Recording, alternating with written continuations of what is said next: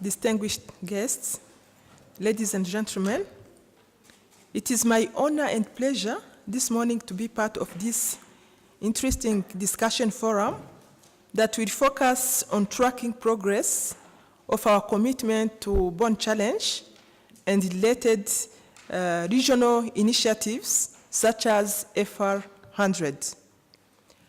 In 2011, the government of Germany, in partnership with ICN, launched this great and ambitious initiative in Bonn. Rwanda and other main countries joined the initiative as degradation remains a big hindrance to sustainable development and food security as a whole.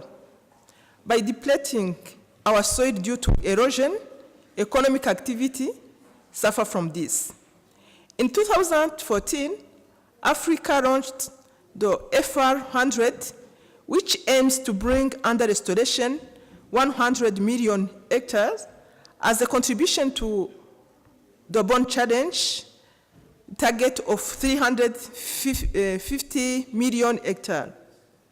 Today, we celebrate Africa is advanced to achieve the target of 100 hectares, has just achieved 91.6 million of commitment. While this brings the Bonn Challenge commitment to a total of 165.4 million hectares, already past the target. All this is well and good to celebrate. However, it is important to consider moving forward from pledge to implementation. We can continue making commitments, but we need more efforts to turn these commitments into action on the ground and change people's lives. It is also important to invest in how we track progress toward commitments. Rwanda have just started in 2017 to implement Barometer, and we can share how much we have been able to track our achievement toward the targets. While it is important to use different tools, we can only achieve sustainable when it is country-driven, integrated in existing national monitoring systems, and engaging strongly with technical government teams. I hope this discussion on Barometer will help us to develop clear roadmap and action that can help countries to have capacity to monitor and track their progress toward this achievement. So on that note, I wish you fruitful discussions. Thank you very much.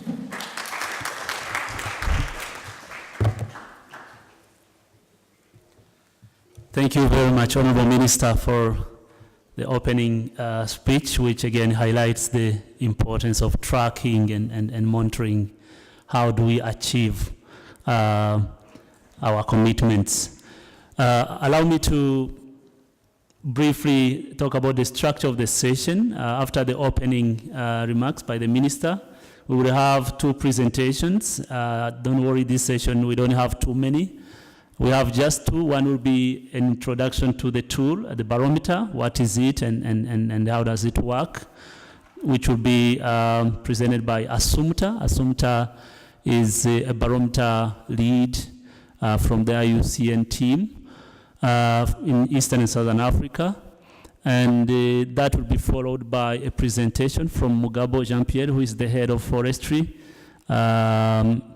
from the Ministry of Lands and Forests in Rwanda, to share exactly what are the results of our the implementation of the Barometer that the Minister just mentioned. Kindly, Assumpta, please, the floor is yours. Then that will be followed by a panel discussion, and the panel will be having different countries, and we'll have some time for questions and answers. Thank you.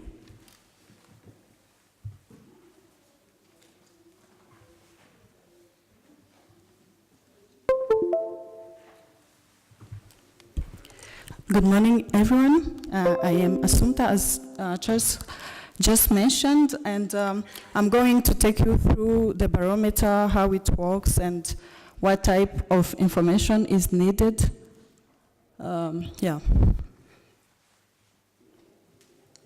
This is the overall overview of the presentation. The Bonn Challenge, for those who do not already know it, it's a challenge, a global challenge that seeks to bring millions of hectares into restoration.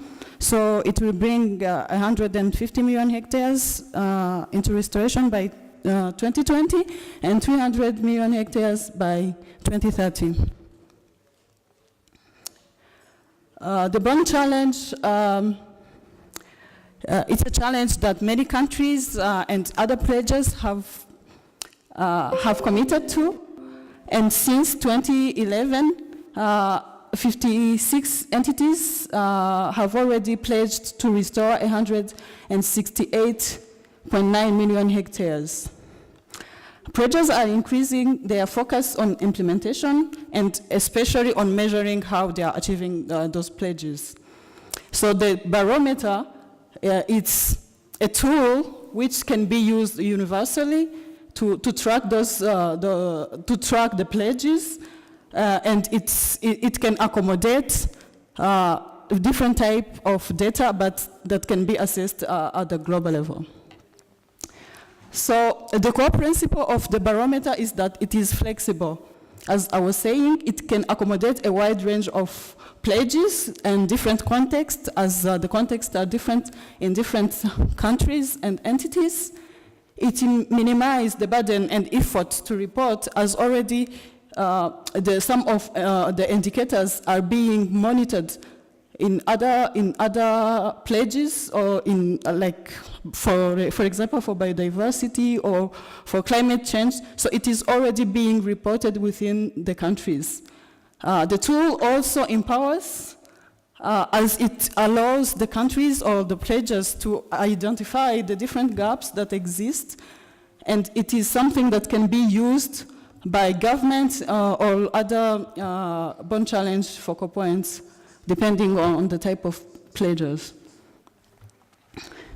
So the structure is like this. So there is a guide in which shows how you should enter the data. So at every stage, it shows you what type of data is needed and what type of information is needed. So far, the tool is online, so you can access it through Google Drive, but also there is an Excel sheet for those countries or for those monitors who do not have access to internet, but it is being developed to be an online tool that can be downloaded. So depending on the different situations, the type of data that is available it can be various. So sometimes the data is not that certain. So the barometer allows you to state if the data you have is certain, the level of certainty. So for Tier 1, this is just the general data, like you generalize. So for example, if you say that a project have restored 100 hectares and you don't have the shapefile to show that this is 100 hectares, but you just generalize, then you can place your data into Tier 1. Same thing for Tier 2, so if it's low uncertainty, and then Tier 3 if you really have the data and you are very sure that it's effective. So this, the development of the tool have started in 2017, and different countries now are piloting the tool. This is US, Brazil, Rwanda, El Salvador, and Mexico. And consultation have already been done in those countries. And the tool have been adjusted according to those consultation and the information received from the pledges. It is expected that the tool will be providing will be available for all the pledges by 2020, and each 2 years there will be updates. So, what does the tool really measures? So in the tool, we have 2 different types of data needed. So there is the success factors, and then the result and the benefit.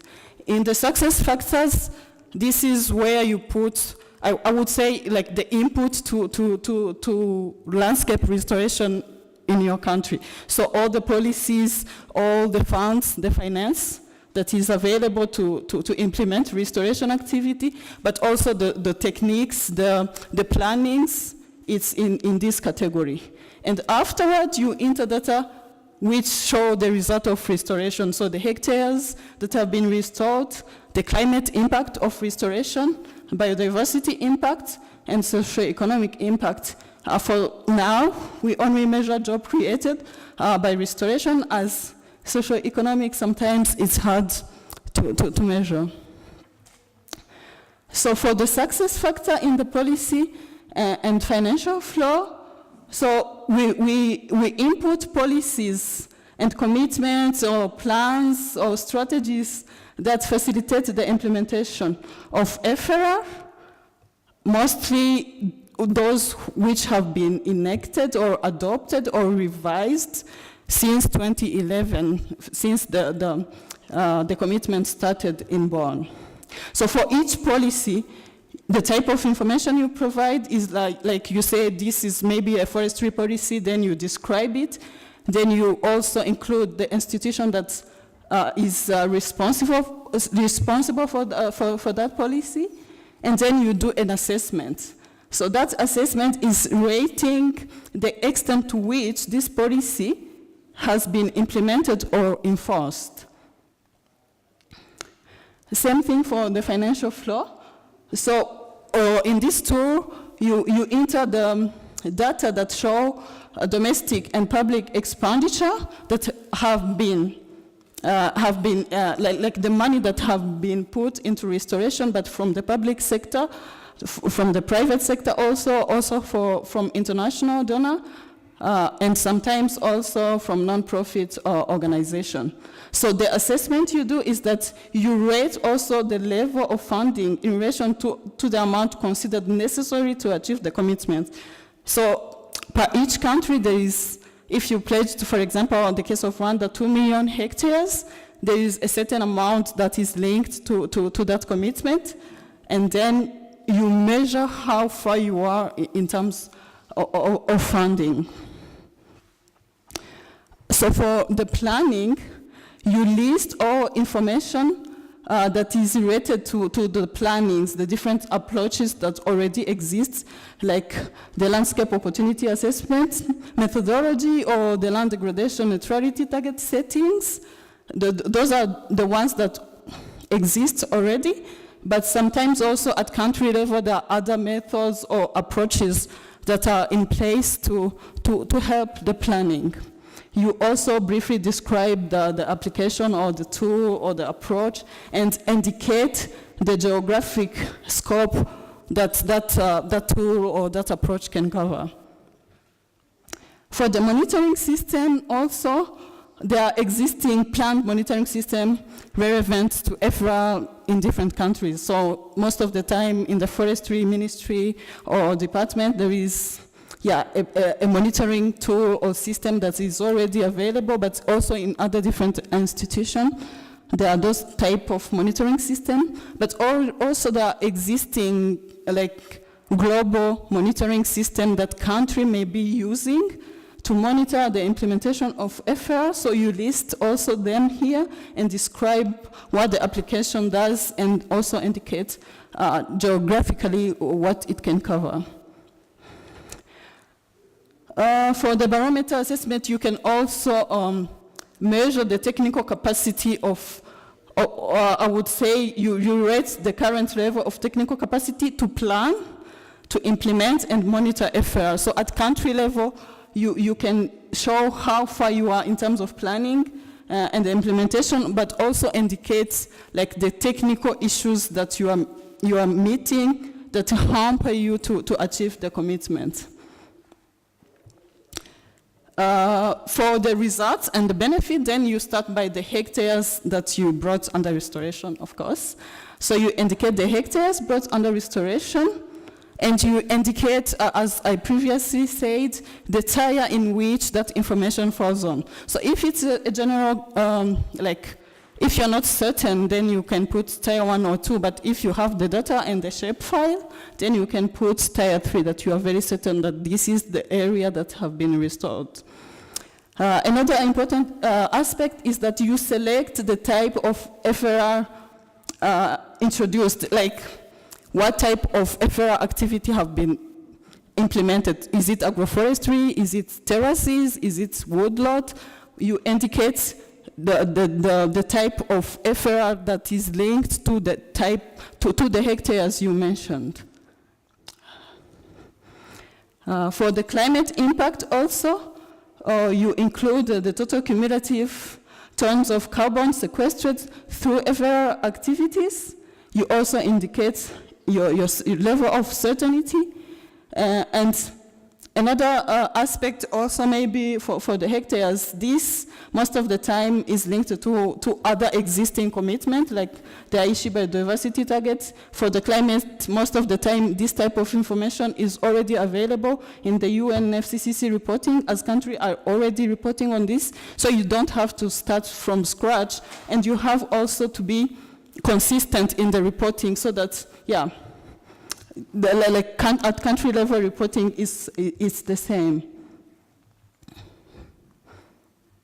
Oh, wait. Yeah, yes, for biodiversity impact, you also, for example, if there are projects that have been implemented near the national parks or near key biodiversity areas or in buffer zones, you can also assess that impact through this barometer. Yeah, and for the socio-economic impact, as I said, for now we only include the number of jobs created from FRR activities, and where pledgers collected information on job type. It can be short-term or long-term, but I think depending on the country, there will be different information. So the barometer allows you to put your information the way it is available. You can also include other estimated impact if you have it, not related to the job creation. So far, countries have adopted new policies, arrangements, strengthening capacity for bringing degradation forests and land into restoration. This is like the overall findings so far from the data we received in the barometer. We have 5 piloting countries, as I already mentioned, and so far, the barometer have shown that more than 13 million hectares are under restoration, which represent 41% of their pledges.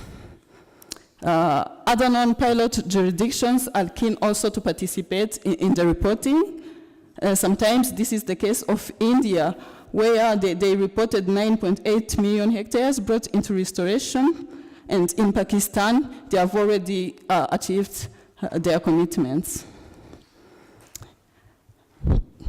Also, in the 5 countries that I mentioned, so far in Brazil, 12 million hectares have been committed to be achieved by 2030. And many restoration initiatives are underway. Policy and financial mobilization is also underway. But there is a lack of national aggregated data, and it's an issue. If there is no data, then you cannot do monitoring. In El Salvador, they have pledged to restore 1 million hectares by 2030, and they have identified over 1 million hectares with opportunities for restoration. Country has adopted a national action plan for restoration and of ecosystem and landscape, and about 100,000 hectares they have been reported to be restored. In Mexico also, in those states, they have jointly committed to restore 0.95 million hectares by 2020, and in addition, 1 million hectares has been implemented, has been added to be restored till 2030. Based on the data we have now, the National Forestry Commission has implemented restoration in 57 hectares. Rwanda Ministry of Land and Forest has so far reported implementation of more than 40% of its 2 million hectares for the Bonn Challenge, and we will get a chance to see their results also in the next presentation.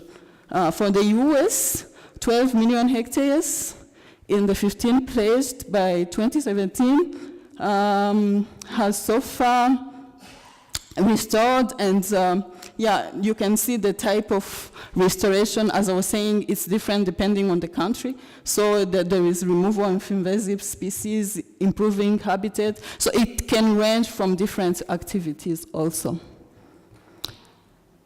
In addition to this, the current situation is that the Barometer have been endorsed by COMIFAC and 7 countries in Central Asia.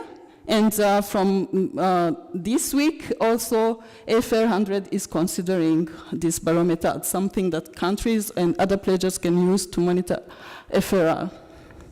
The barometer used to assess progress, can be also used to assess some of the goals or other pledges, especially the Goal 5 of the New York Declaration on Forest. So this is the one. And thank you. Please, if there are questions, I'm ready, and the team to respond to you. Thank you. Thank you very much, Assumpta, for the presentation. Obviously, there will be a time for Q&A, and I'm also privileged to welcome Mr. Nieto from El Salvador.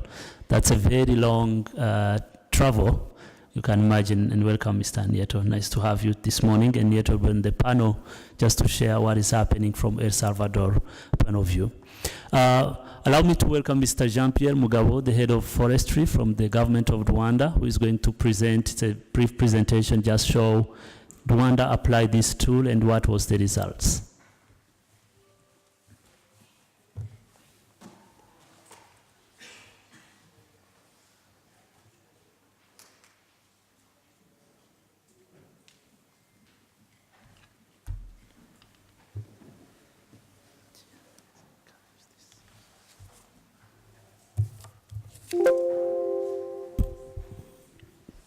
Honorable Ministers, ladies and gentlemen, I'm called Mugabo Jean-Pierre. I'm head of the Department of Forestry under Ministry of Lands and Forestry in Rwanda. We are going to be sharing the FLR monitoring through Barometer.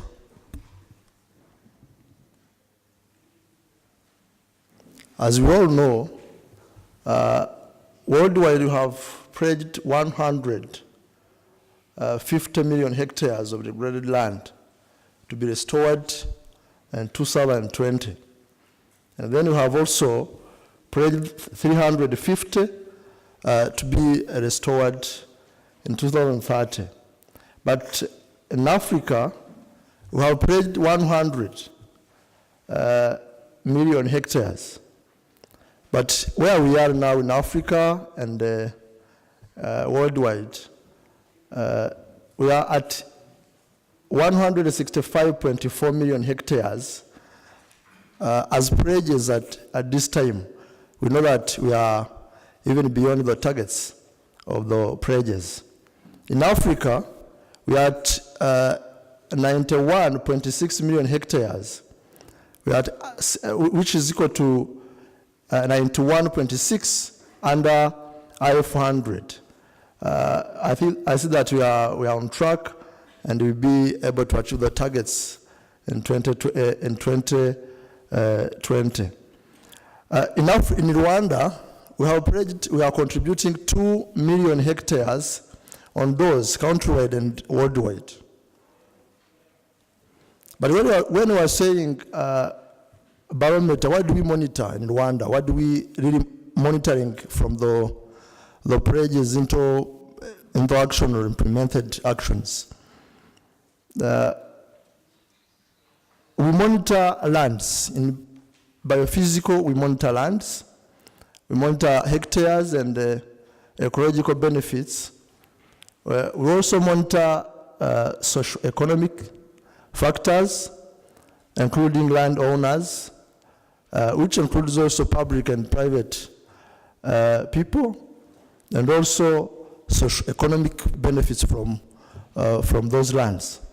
And again, we monitor investment. What are the financing for this landscape restoration? And again, we monitor policies. What are the policies? What are the strategies? What are the arrangements, institutional arrangements in the country? And how are the numbers? In Rwanda, we have tried to capture numbers, but how are they those numbers? As I have told you, our pledges, our targets are 2 million hectares to be restored in 2020. And again, it was estimated to be restored with 4.8 billion US dollars. Where we are now, we have managed to restore 628 million hectares, which is equal to 35% of the target we have.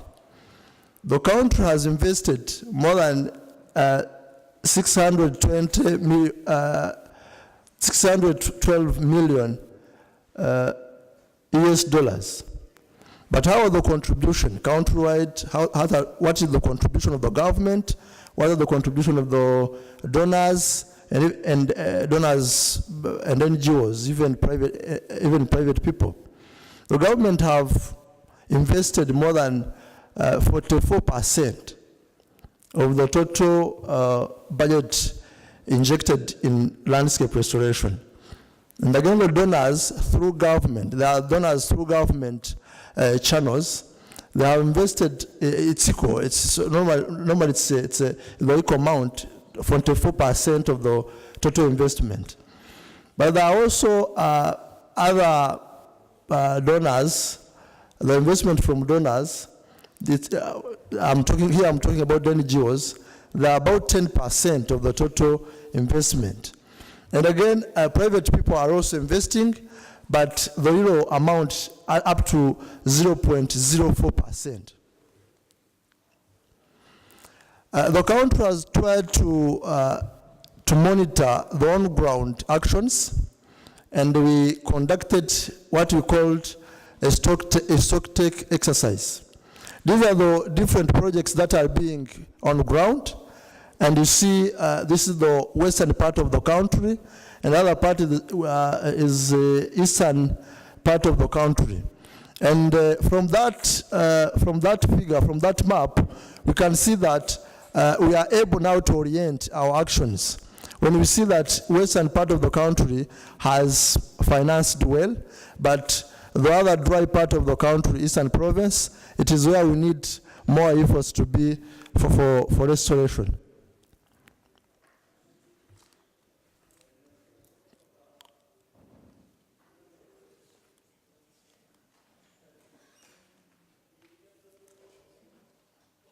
Sorry. And again, I want to talk about policies. From the 2011, where we have made that pledges, we saw that we need more policies, more strategies, more plans to make it happen. And again, these are different institutions, but the Ministry of Land that hosted landscape restoration before, it is where we have more policies and the strategies. But again, the Ministry of Lands and Forestry, where the implementation of landscape restoration is hosted now, we are the second ranking position.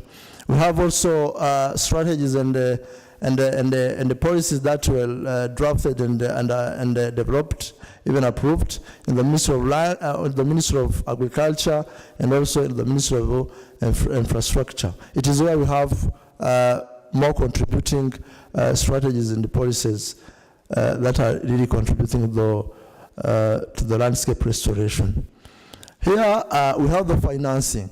The finance, I have told you about the contributions, and we saw that the financing of the government and the financing from the donors are somehow similar, and it's about 44.8%. But when you see the private investment, it is where we have to ask ourselves these questions. We see that the private investment is very limited. This is the question number one. The government is injecting more money, but again, we need the private people to be coming into forest landscape restoration. But who is responsible for mobilizing those funds? This is the question that people who are sitting here should try to give the answer, because if the government will continue injecting money, we have to know how this can be sustainable, and to make it sustainable, we have to bring the private people and the private societies to make sure that we are protecting our landscapes.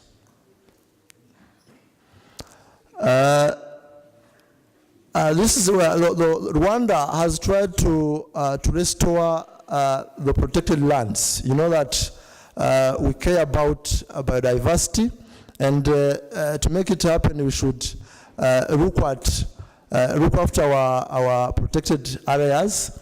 We have different number of projects.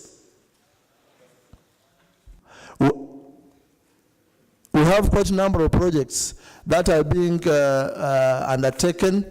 We have projects under on the Mukura Gishwati National Park. These are number of projects. We have projects on Akagera National Park. We have projects on Chamdongo. These are a number of projects that are restoring the national parks and protected areas.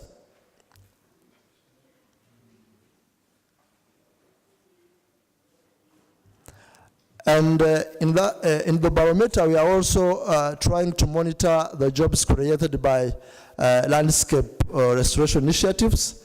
These are different jobs from 1 to 3 months. These are casual jobs, and we have also permanent jobs. We try to monitor them and make sure that interventions in landscape restorations are trying to modify or to improve the lives of the local communities. Yeah, I thank you very much. This was our presentations. That was sharing what we did, the lessons learned, and maybe people can know how we have been monitoring our landscape restoration initiatives. Thank you very much.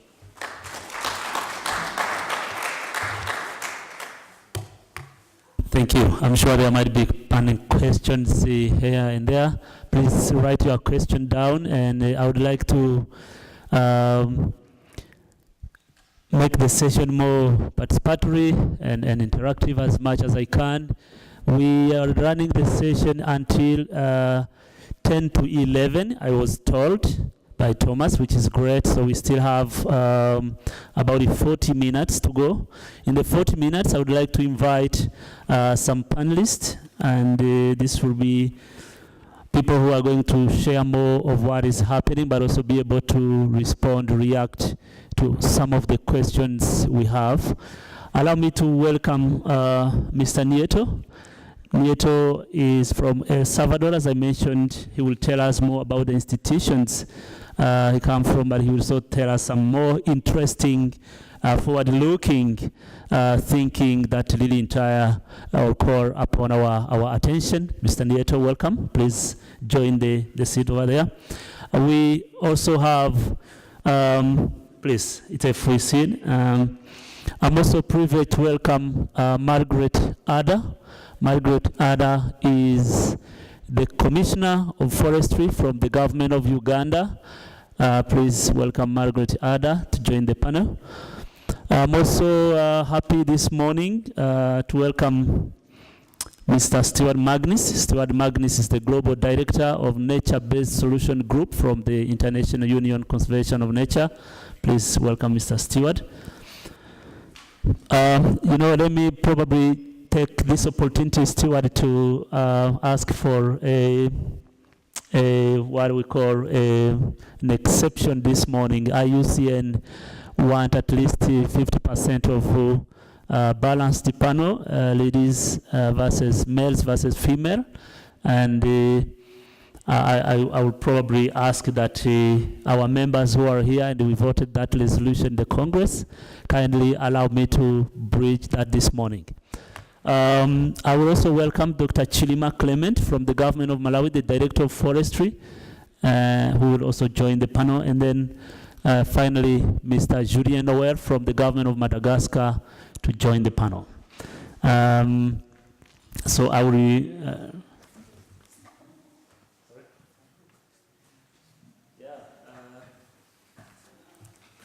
Definitely, Stuart was reminding me that we should have been proactive to replace Tangu by his boss, Dr. Chilima, but I think Tangu already said, I want my boss, the Director of Forestry, to be on the panel this morning. Tangu was on the panel, so sorry for that.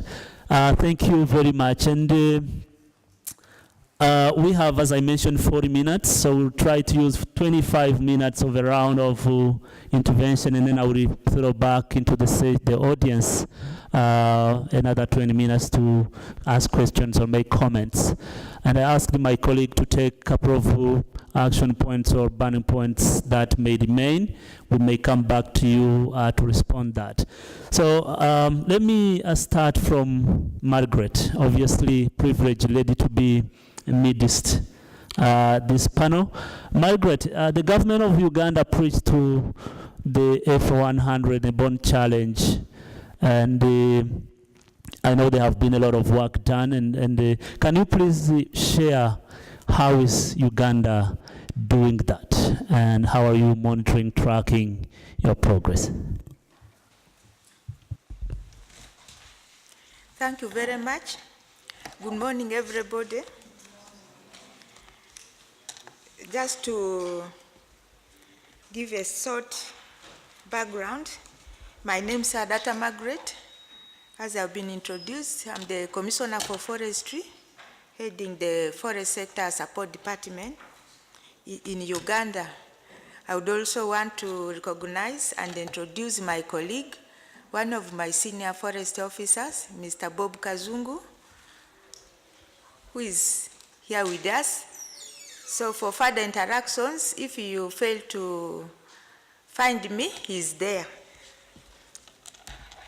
Just to share the Ugandan experience, His Excellency, the President of Uganda,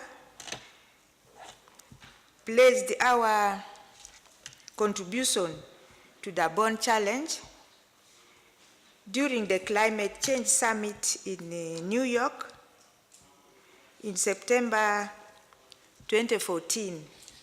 And in this pledge, we are to restore 2.5 hectares of degraded forests and landscapes. Million hectares of forests and landscapes, sorry. I normally forget to say million because for me it is very ambitious, but that is the pledge. It is in millions of hectares, of which 2 million hectares are supposed to be degraded forest lands, and 0.5 million hectares are supposed to be degraded agricultural lands. But just to get to know why the biggest acreage is supposed to be restoration of degraded forests. If you look at what is happening in Uganda, I think we have been trying to say, let us increase the forest cover, but we seem to be going on the downward trend, where we are losing a lot of forest cover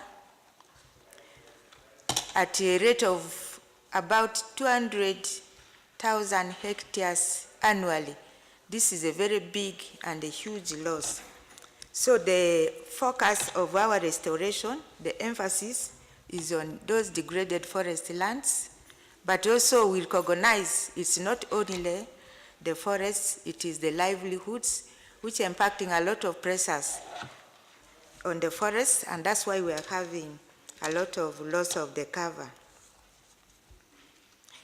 And where did we start? Before we made this pledge, there was an assessment we did using the ROM facilitated by IUCN and the World Resources Institute. And at this juncture, I want to recognize that support, because without the assessment, you actually have no basis where to start. You have to know what you are planning for if you have to have informed decisions.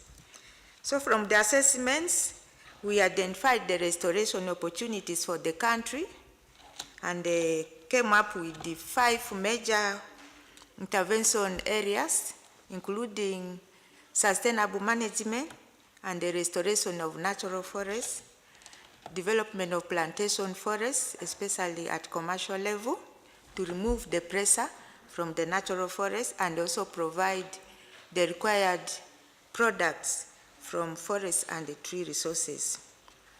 Agroforestry, if we are targeting farmlands, we have to also incorporate tree biomass on farm.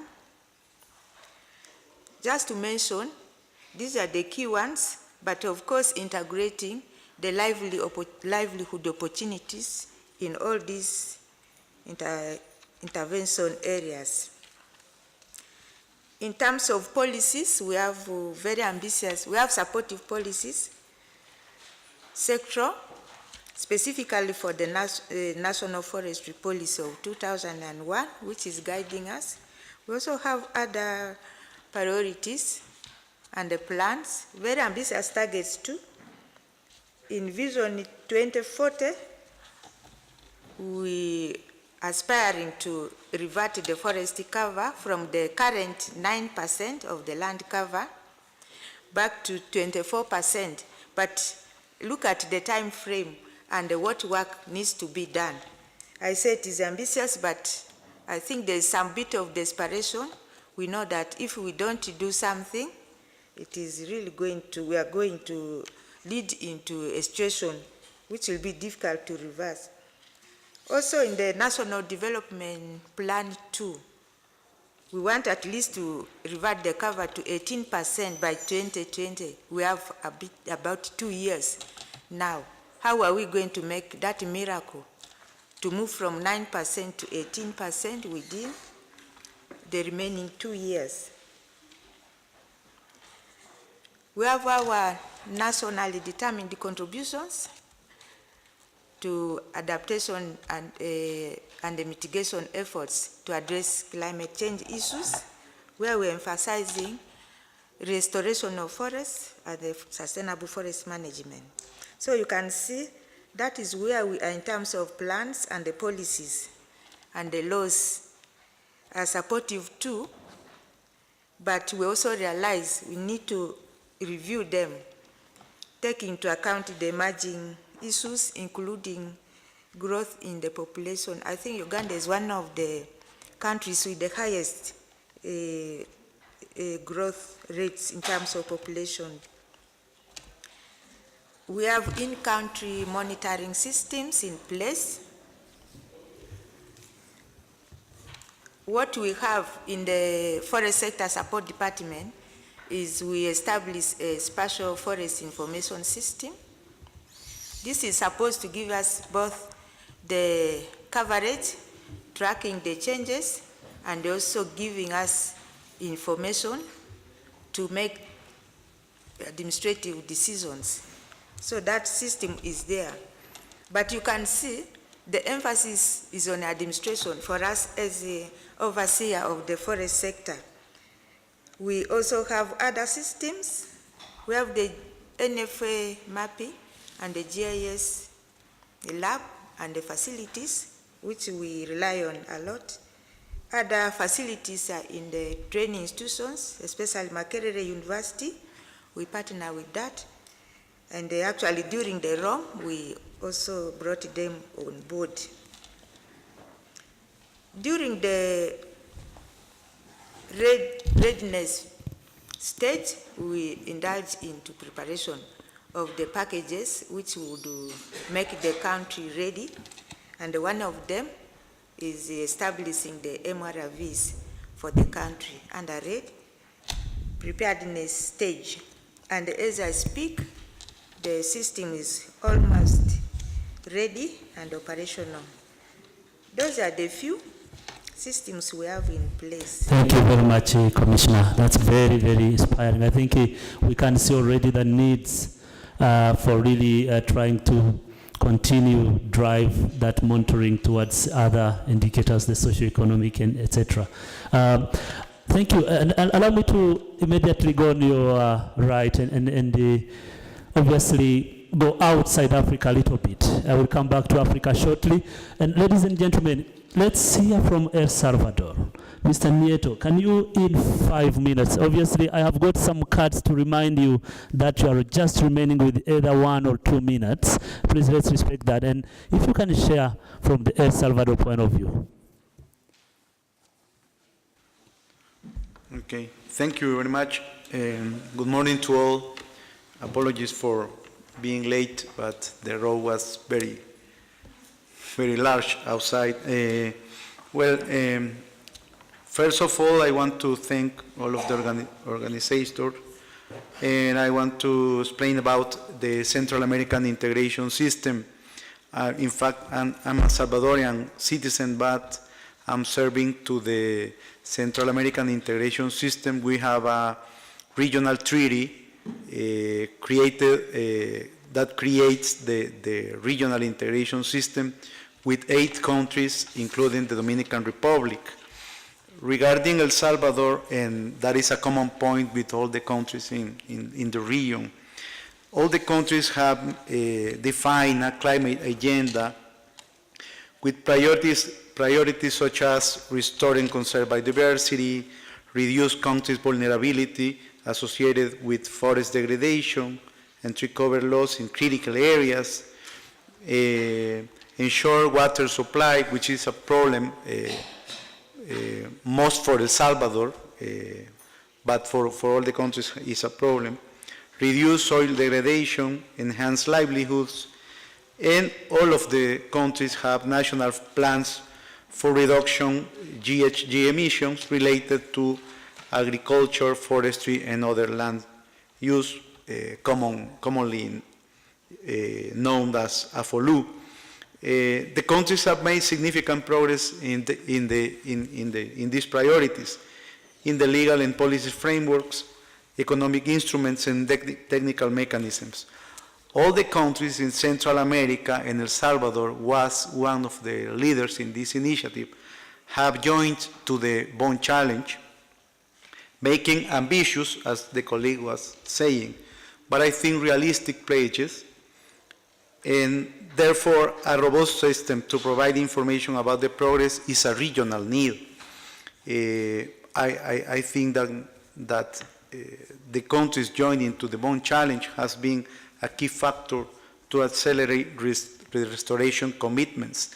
The commitments made for the Central American countries are in the scale of 7.5 million hectares for 6 countries that have made pledges. So I think that is a priority for all of them and has been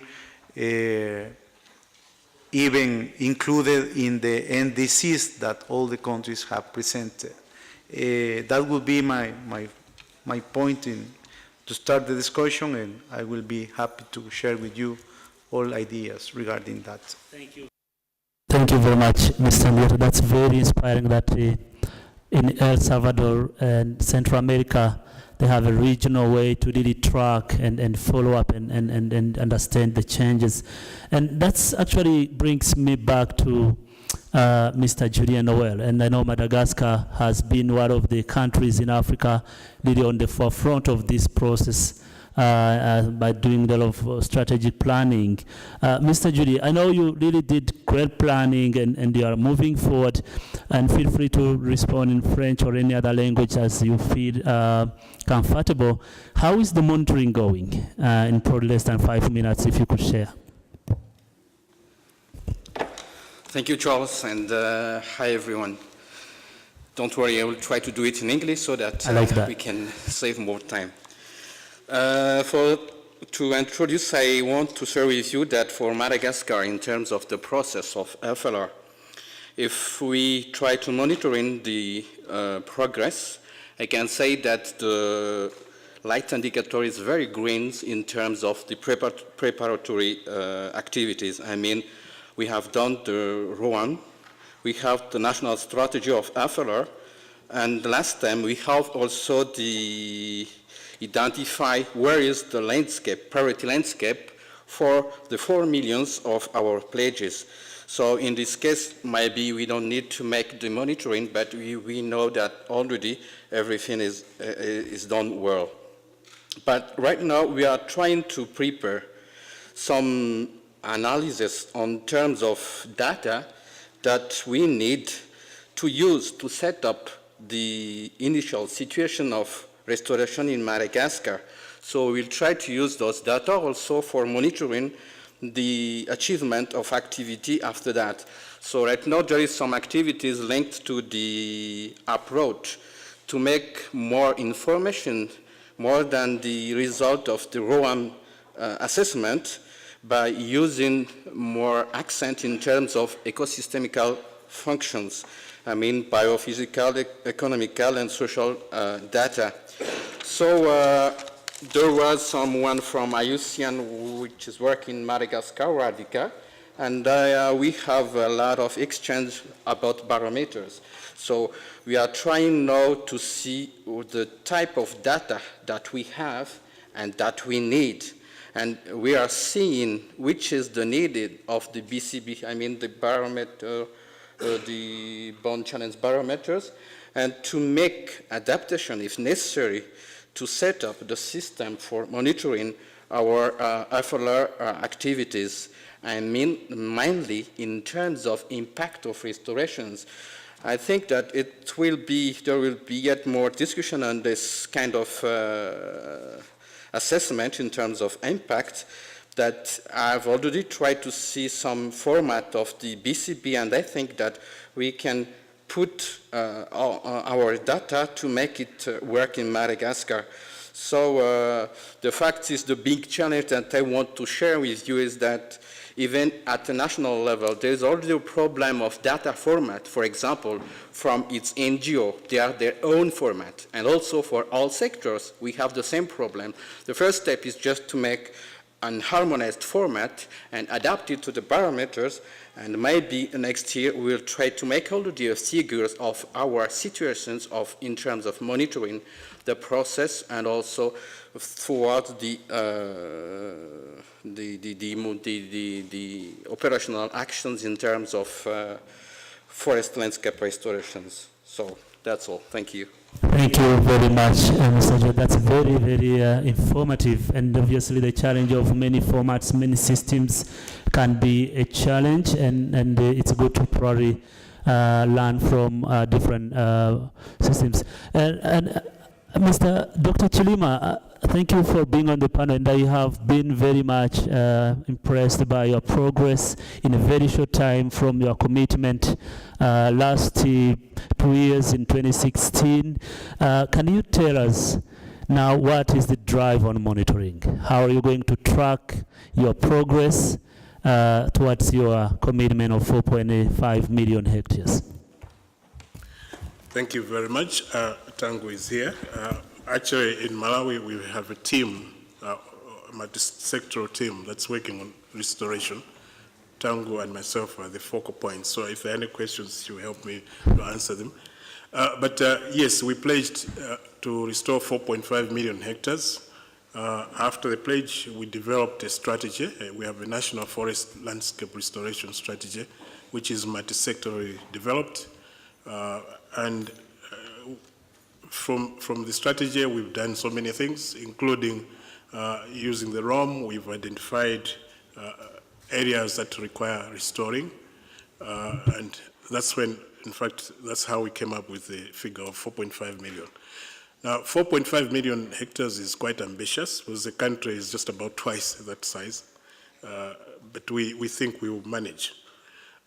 For us to manage to restore, we need a scheme of monitoring, evaluating what we're doing, so that we can show impact and we can, in fact, say we are monitoring.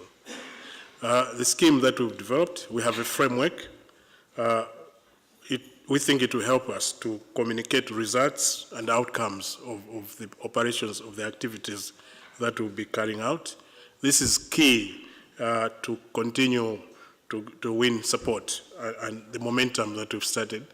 Currently, there's a lot of support, political will, example being the youth program, which government is fully supporting, about $7 million US has been pledged to support the youth to carry out restoration activities. That sort of momentum, that sort of support requires that we must show that we are having an impact. And that's what the framework is going to help us with. It's also going to help us to inspire action, guide implementation of restoration, and provide feedback so that if there are any lessons along the way, we can take them and modify our actions in order to achieve the 4.5 million hectares. We think also it will ensure transparency. We need to do that because we are getting support from the private sector, government, donors. It has to be transparent, what we're doing. Also, the framework will provide evidence that indeed restoration is taking place, and that restoration is not just, it's actually visual, going down to improving the livelihoods of the people on the ground. So maybe just quickly to mention that to come up with a framework, we analyzed the strategies that are already available in the country. We looked at indicators that are already being used, the monitoring schemes that are already in the country, and we came up with 150 indicators, but through a process we reduced them to about 30, and these are now indicators that will be used to monitor progress. We've chosen those that are responsive to restoration, but are also easy to collect or are already being collected. Like we have the National Statistics Office that's already collecting a lot of data, and so we don't have to set up new schemes of collecting information. That information is already available. Thank you very much, Dr. Chima. That's very informative, and obviously Stuart Magnus has been a guru and a father and a grandfather of this kind of discussion since many years ago on forest landscape restoration, and has been witnessed in many countries joining the Bonn Challenge, but also the birth of the regional big initiatives such as the For 100 and Initiative 2020. Stuart, one question from the other panelists is many systems in the country. Many countries have systems, different systems, but also the Bonn Challenge Barometer is designed to track. It's a tracking tool. It's not a monitoring tool. How do you reconcile many systems versus a tool that tracks the progress, and how could the countries tap into this opportunity? Okay, thank you for that, Charles. And I'm glad actually to have a bit of an opportunity to actually address this issue. When the Bonn Challenge, the actual idea of the barometer started in with the minister's predecessor, or one of the minister's predecessor, in his office at the time, Stanislas Kamanzi, and he said, we're having a bit of a chat about the Bonn challenge, and he said, look, we've got lots and lots of things happening here, but we just don't know where they are. How do we actually start to bring these together? How do we start to get national coherence? How do we actually start to reinforce alignment? And that was actually the start to say, well, that's a really good question. We should go and start to think about this. And from that point, and I want to emphasize this, the Bonn challenge, it is tracking, and it's tracking deliberately because the principal role of the barometer is not to tell is not a compliance mechanism for the countries. These countries, all of them, have contributed voluntarily. A lot of the effort that has gone so far has come from, indeed, donor money, but as the Minister and I think as Jean-Pierre said, there's a lot of national resources going in, and I know that's the case with Malawi as well. So this is not about actually some sort of policing function or oversight or reporting into an international process. This is actually about enabling, empowering, lesson learning, helping to facilitate national accountability, helping to facilitate greater cross-sectoral coherence and learning. And so I think this is why we deliberately said the barometer is about tracking. It is not to actually try and say, oh, dear Malawi, you said you were going to do 4.3 million and you're only at... It's not about that. This is not, and I think this has been one of the, I would frankly say that I think this has been one of the mistakes at the international community in the past, that this sort of top-down scrutinising, policing function. The real value of the Bonn challenge and the AFR 100 is building up on the bottom-up process. And why does that make it powerful? Because it reflects national priorities. It's not just about regreening or putting forests in place. It's about restoring soil productivity, about food production, about creating jobs. And I must admit, I was really pleased when I saw Jean-Pierre's presentation, because where else can you now have gender differentiated figures on jobs being created from this sort of from restoration? So I think the issue is that we want to track. We do not want to scrutinise, monitor. The countries will hold themselves accountable. Come to your final question then about different systems. And I think this is something we work through. We have now got a framework for the first time. We've got a framework that will actually start to allow and enhance alignment. Again, but this has got to be driven by countries' priorities. This can't be dictated from above. And I think actually step by step we'll actually start. It comes back to that very conversation I had in the Minister's office to say, how do we start to move this forward? But this has got to be driven by countries. One final point I will want to make on this is I still think there is an additional story to be told. And it's what's actually happening down at the community level. I saw my old friend Ed Barrow ask this question on Slido, and it's a very good one about what proportion's coming from the communities. I think this is something we need to reflect on and make sure we're building into the barometer to be able to reflect local action and district action. And that's certainly one of the challenges we've noticed, really making sure to build up in a coherent way local reporting into and aggregating that up into national. So I'd say watch that spot. This is something we'll want to take on proactively. But the final thing is to say, on this, I would hope the barometer in itself will actually help nationally to get some of these systems aligned.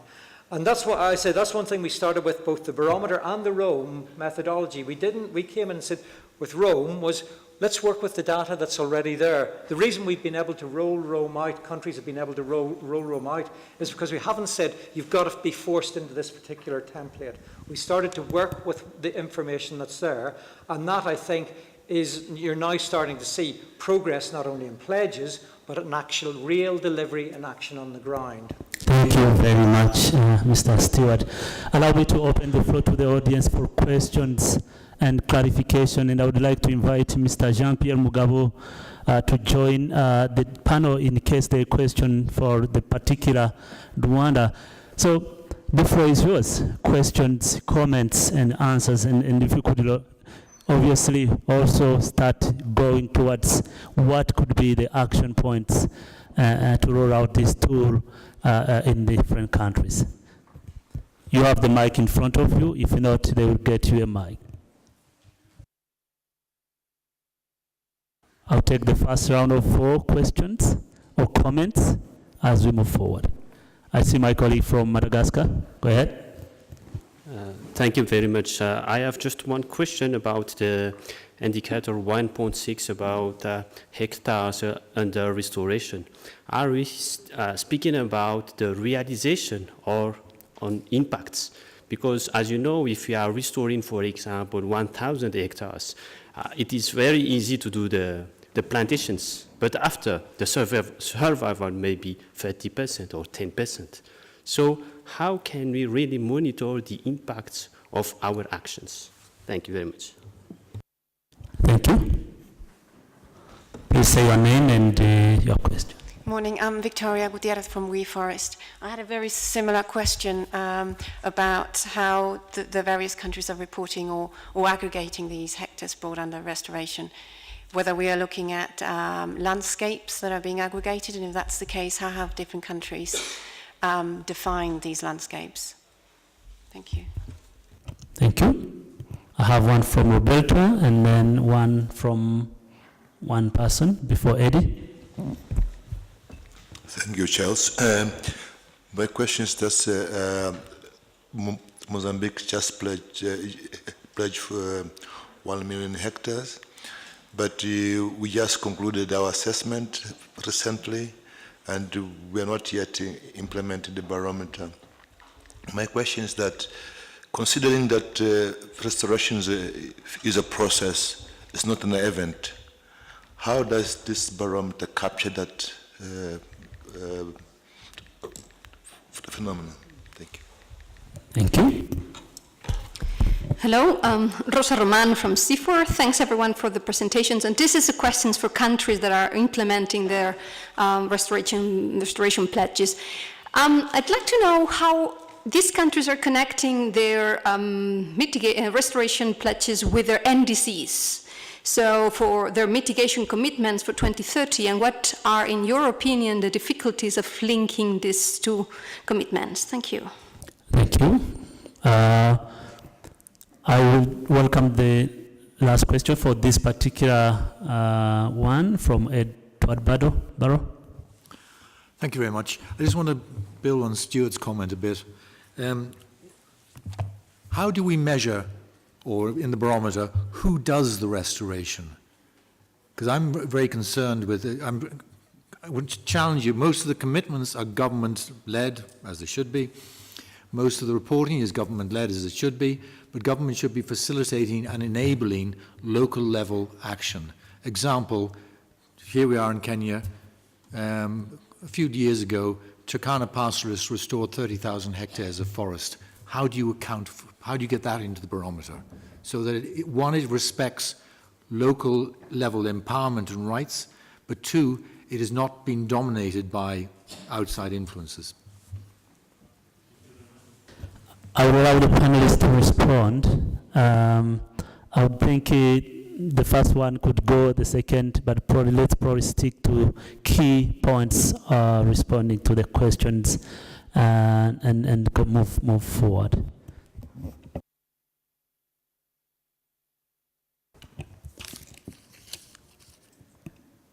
Yes, Nieto. Thank you. Regarding the question with how we can link the restoration commitments with the NDCs, I think that as a part of the, and I'm going to use the example of El Salvador because I have the information here.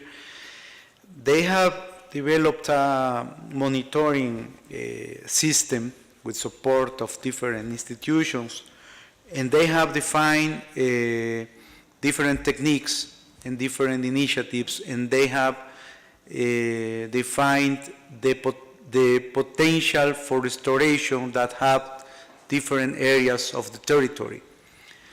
Therefore, they define, they link this with how these areas have the potential for to be carbon stocks.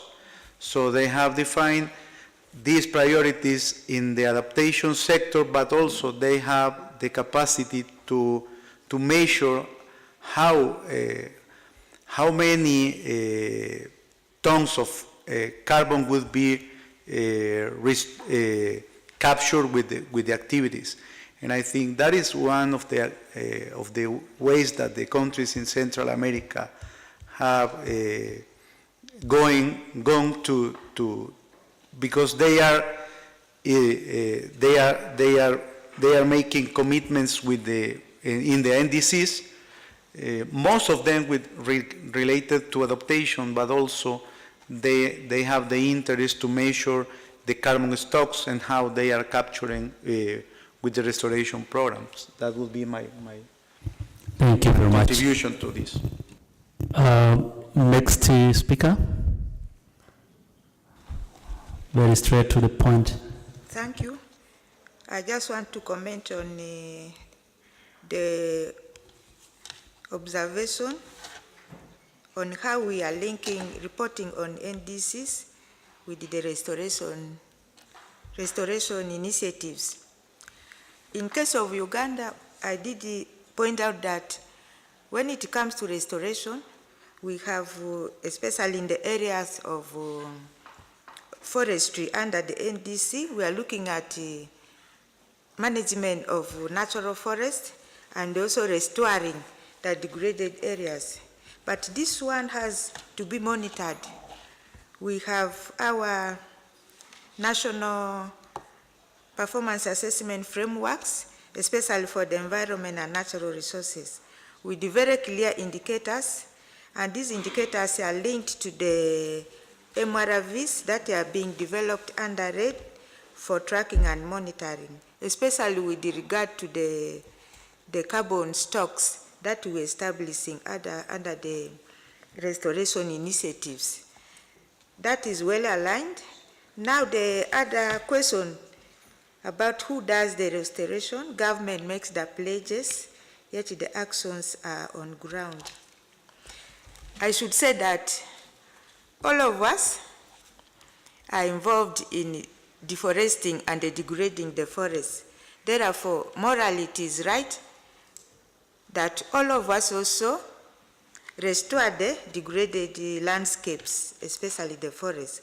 For our case, we have a lot of actors who are going to be involved in the restoration, of course, based on the land tenure and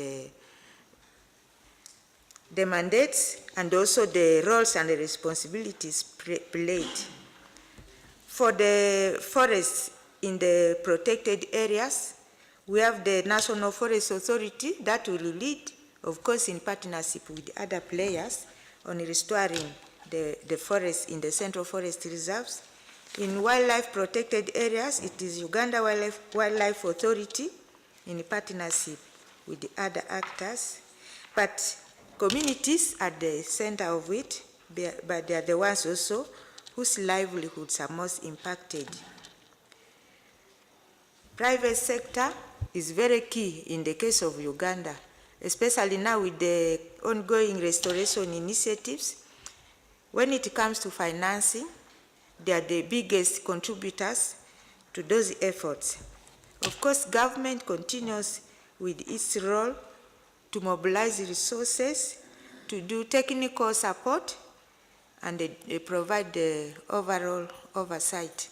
So everybody should actually be mobilized to join hands and contribute in the restoration efforts. Thank you very much, Margaret. Ladies and gentlemen, I have been informed that the room will be taken by another forum in the next very few minutes. So I will kindly excuse myself for not being able to respond to all questions. We acknowledge that we started a bit late because of different reasons. As you saw, there's a long queue there. Not your fault, nor our faults. But we hope we can continue these discussions outside there. Assumpta is leading on the barometer. She can respond to the question of impacts.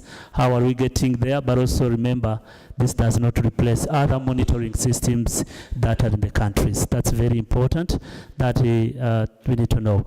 So thank you very much, Honorable Minister, for opening this session and being part of this discussion this morning. Thank you, my panelists, for your inputs, and thank you for your time, the audience, and let's keep this discussion.